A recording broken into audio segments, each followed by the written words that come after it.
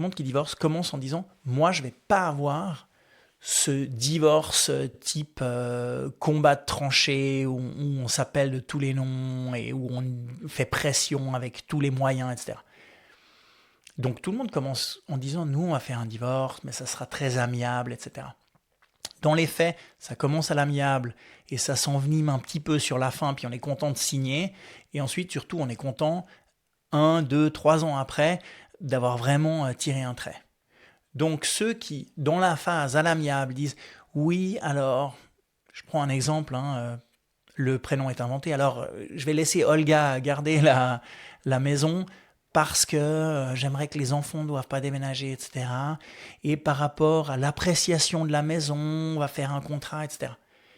Et le problème, et j'ai déjà vu exactement ce cas, c'est que on doit considérer toute cette gouvernance et cet aspect de tirer un trait, etc. Et si 3 ans après, quand c'est complètement digéré, que ça s'est quand même un peu envenimé à la fin, et qu'on a tiré un trait, mais qu'on a un espèce de papier qui dit sur la plus-value sur la maison, tu as le droit à la participation le jour où elle est vendue, etc.